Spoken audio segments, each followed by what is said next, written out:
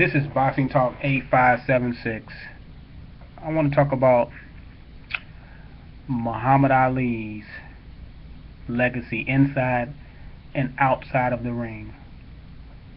Muhammad Ali was a charismatic figure in boxing, very complex, human being, um, highly, polarizing individual.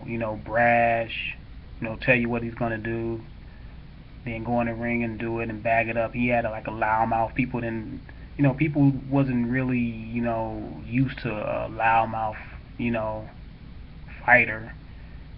You know, Before him, a fighter by the name of Joe Louis was a heavyweight champion that carried himself, in a dignified manner. Didn't brag, didn't brash about going in and what he's gonna do to his opponent. Didn't play mind games with his opponent. But when he fought, that was looked upon, really, really looked upon as not, carrying yourself in a manner that a champion is supposed to carry himself. And he couldn't, knock, a white guy out and then talk about it, and brag about it. He had to be gracious and say, "Oh yeah, he was my tough. I had a tough night tonight, even though he knocked the guy out in the first round and dominated the guy. He still say that. So he was, it was a different era. And Muhammad Ali, he changed the way people looked at fighters as far as braggadocious. He came out loudmouth. People was like, "Man, who was this kid?" You know, he um he won the gold medal in 1960 at the 1960 Olympics, as a light heavyweight, not as a heavyweight, but he won the gold medal as a light heavyweight. And I think he won like 20 fights or so. And then he fought a fighter by the name of Sonny Liston, and Sonny Liston was like what Tyson is now. Sonny Liston was that brute, that guy with a lot of power that people were afraid of. They said people, would just quiver and get really scared before they got in the ring with Liston. Liston had a jab that can knock your teeth out, and he had a reputation of breaking ribs in the gym, and he was a bad guy outside of the ring as well as inside of the ring. He got into a lot of trouble. He was mixed up with the mob. Um, so people was afraid of him. But Ali, he just came in and said, "I'm gonna whoop this ugly bear," and just started going crazy. And Sonny Liston thought he was, Sonny Liston thought he was crazy. That's one thing that Sonny Liston was afraid of. Sonny Liston was afraid of crazy people. To be ironic, he was scared of something. So he was scared of people that were crazy or perceived to be crazy.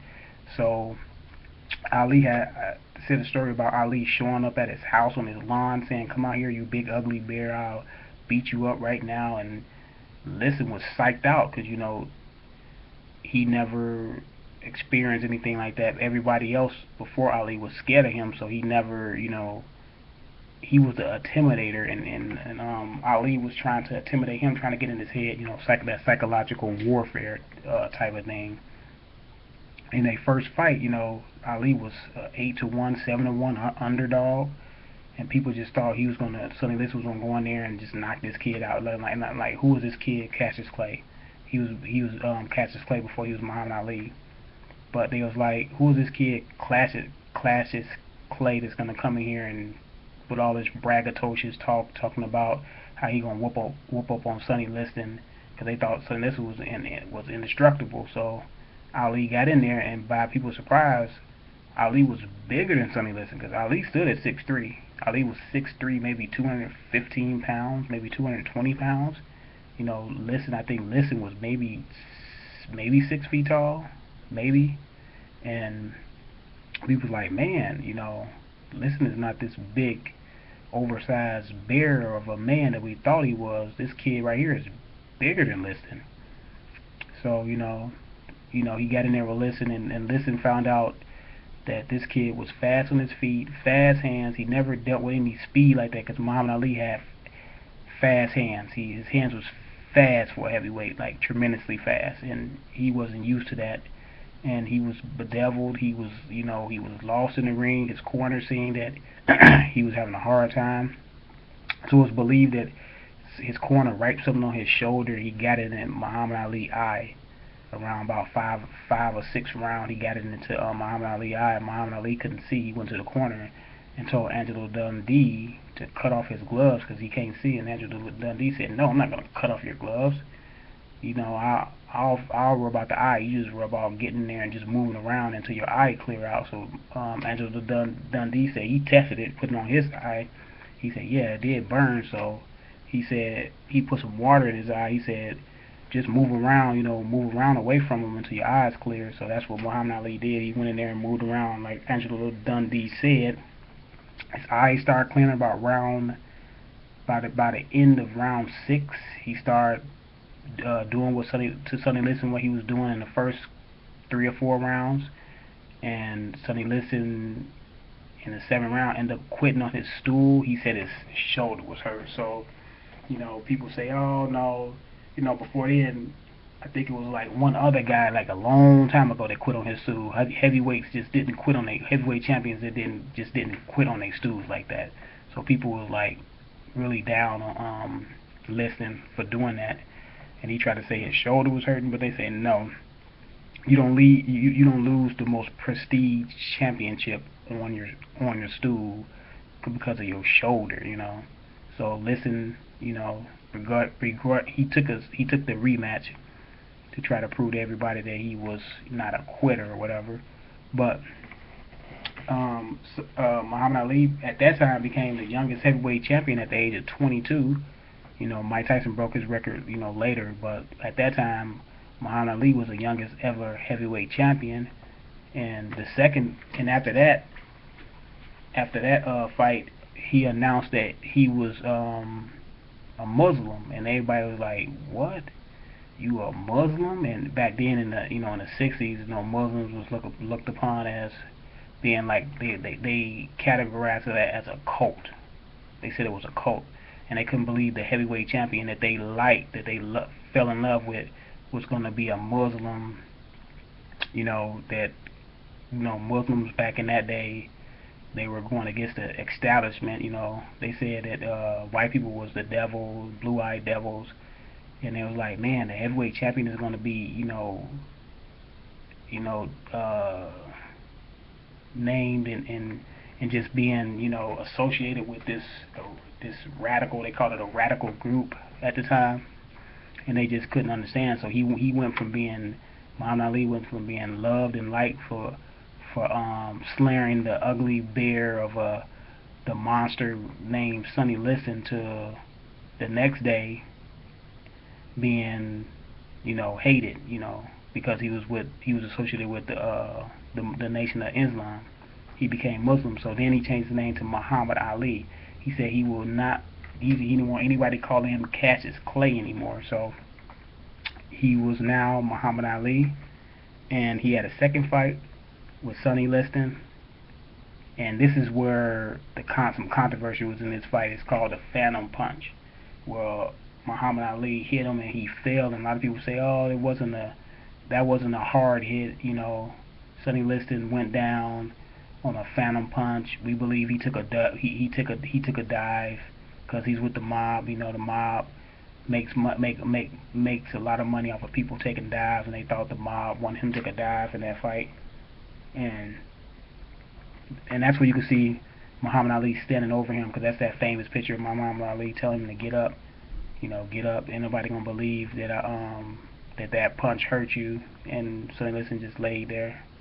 But a lot of people say that was a lot of people couldn't believe that he took a dive. But we don't have no proof or whatever that he took a dive. But that's the story behind that. And then Muhammad Ali, he had a fight with Floyd Patterson. I know him and Floyd Patterson, he really didn't like Floyd Patterson because Floyd Patterson said I'm not gonna call you Muhammad Ali. Your mama named you Clashes Clay, and that's what I'm gonna call you. I'm gonna call you Clashes Clay. So Muhammad Ali said, well, if you refuse to call me by my new name, then I'm gonna beat you until you call me my new name. So they had a fight, and Muhammad Ali, thoroughly beat the guy up. I mean, he kept on saying, "What's my name? What's my name?"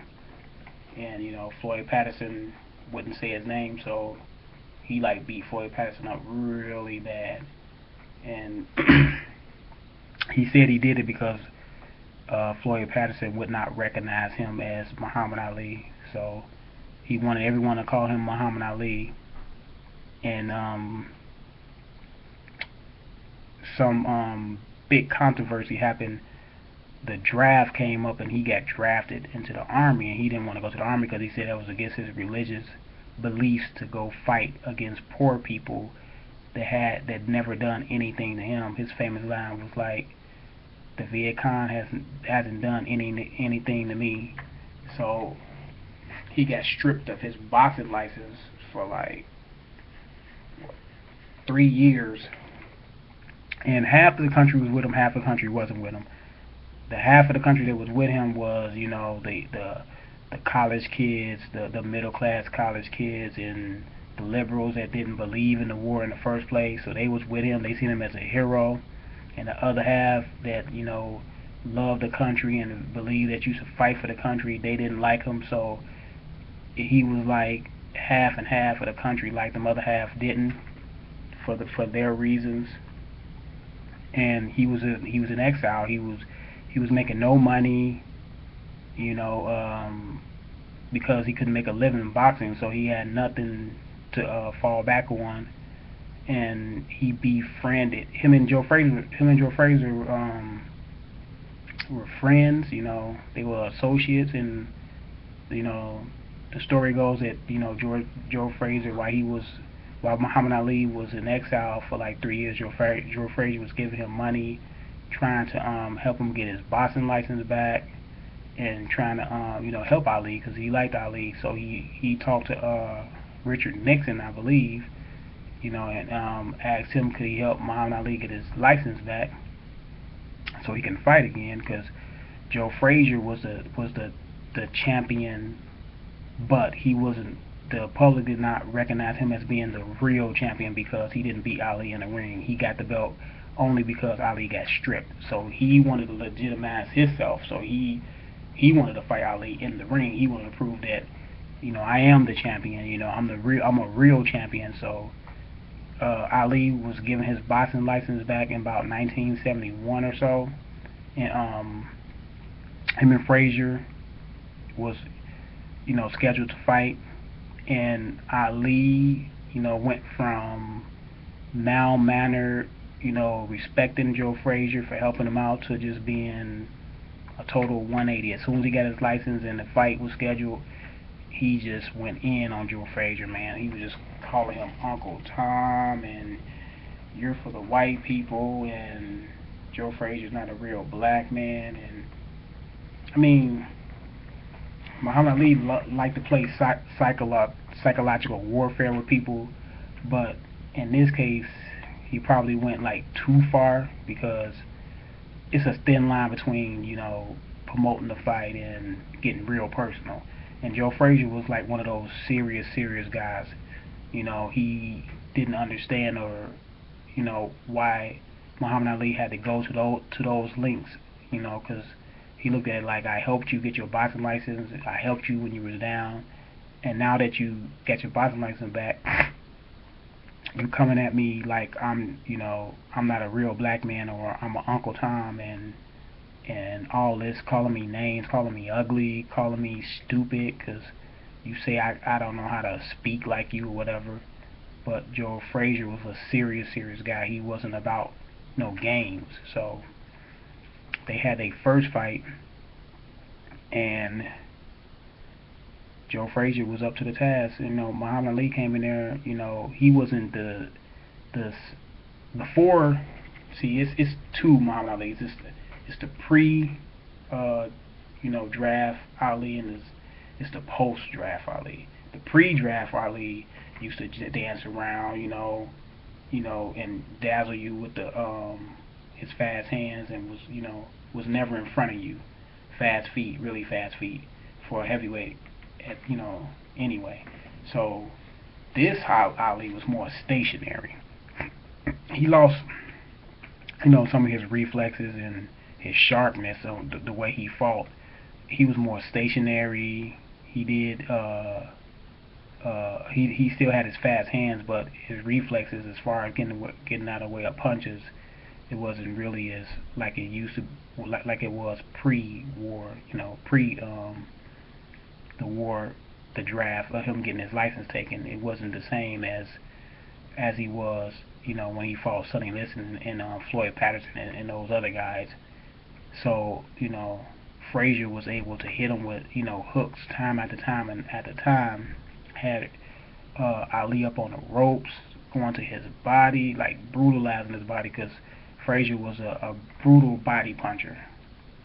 He was just a physical guy, shorter. He was shorter than Ali. He was like 5'11" maybe, and he can get up under Ali. Ali was 6'3", so it's kind of hard for a tall person to fight a short person, because a short person is so close to the ground, and you're punching down, and when they throw hooks, it's hard to see them because they're coming from downward, and your eyes are, up. And he caught Ali with a tremendous hook. I mean, man, like if you go back and look at the film, go back and look at the fight, it looked like Frazier broke his neck, man. I mean, it was tremendous punch. I think it broke Ali's jaw, if I'm not mistaken, because his jaw was, after the fight, was puffed really bad. And Ali got, he wasn't even down for, like, I think he was down for maybe 3. He got right back up. Like, the punch that Frazier landed would have knocked out 99% of the people. Ali had, man, tremendous heart, tremendous courage. He got up from that punch, man, and he could have quit. He could have laid there and got counted out. Nobody would have said nothing, because that was a tremendous punch.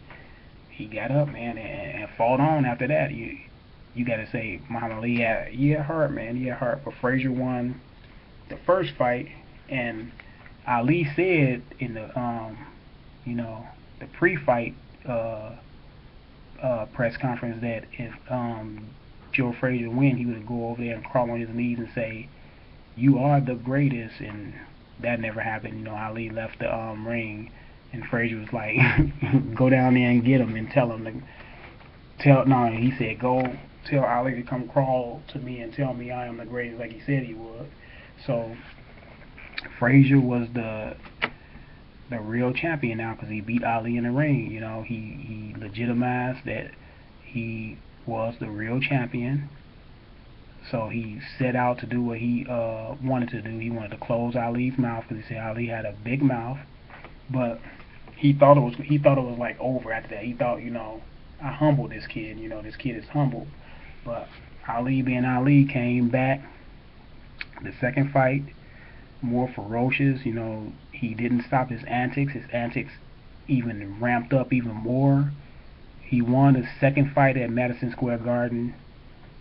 He was able to clinch, Frazier, when Frazier got in the inside, because that's what Frazier did most of his damage on Ali. He got in the inside of Ali. So anytime Frazier got in the inside, Ali clinched. And a lot of people say he clinched his way to victory. He did enough clinching to get the victory, because he didn't let and the referee, didn't stop Ali from clinching. They said the referee favored Ali. So now it was 1-1, and then now the greatest heavyweight fight that a lot of people say they seen in their lifetime. Especially the people that's probably the age of 50. 50, they said it's the best heavyweight fight that they ever seen. It's the Thriller in Manila. It was. I gotta say, no, I gotta go back. I gotta go back to in between the third fight, he did fight George Foreman, and George Foreman was like a menacing puncher. He had beat Frazier and knocked Frazier down like 6-7 times or something like that, destroyed Frazier. and everybody thought that George Foreman was going to destroy Ali because Ali was not the same Ali of a mover. They thought like you cannot be stationary, you cannot stand in front of this man, George Foreman, like you stand in front of a lot of fighters and survive. They thought George Foreman was going to kill Ali. A lot of his supporters and a lot of his own people on his in his camp did not want him to fight him. Did not want him to fight George Foreman. So they were bringing people in camp so to keep pressuring George Foreman. I mean to pressure Ali, in training camp to hit with his sparring partners to keep him, up on the ropes, and Ali had to, continuously escape off the ropes. Don't stay on the ropes long. Get off the ropes. As soon as you're back, hit the ropes. So that was the plan. The game plan was if he get on the ropes, because they knew George Foreman was gonna come out and pressure to get off the ropes and keep the fight in the center of the ring. But Ali got into the fight and he just started laying up on the ropes for long periods of time, and Angelo Dundee was like, "What are you doing, laying up on the ropes like that? This guy's gonna kill you." He's like, "Don't worry, I got it. He's not hurting me." So Ali had a plan. It was called the rope-a-dope. Where he stayed on the ropes because he knew George Foreman was going to try to throw with all his might, trying to knock him out. So what he was doing was tiring George Foreman out round after round after round. But meanwhile, Ali said he wasn't getting hurt, but he was taking some vicious body punches. I mean, you can see in that fight, George Foreman was landing some vicious body punches to Ali. He was catching him upstairs sometimes, but most of the time he was just beating him to the body, like pulverizing him to the body, man. Ali, it took a lot of, courage for Ali to lay up on those ropes like that with that big man. That's a big man.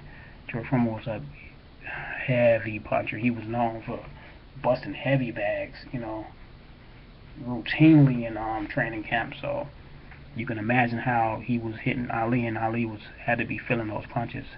But Ali, stayed up on the ropes, got waited till George Foreman got tired. He told George Foreman in his ear, "Is that all you got?" And then George Foreman in the interview said he remember saying, he said he remember in his mind saying, "Yep, that's just about it." Ali landed like 3 or 4 punches and knocked George Foreman down. George Foreman was really hurt. He wasn't hurt. He was tired. He was fatigued. He had punched himself out. He didn't have nothing else left, and he was really, he really couldn't get up because he was exhausted. He was exhausted. He was exhausted mentally. He was exhausted physically. So Ali did the unthinkable in winning that fight, and everybody was, saying that was a miracle that he won that fight.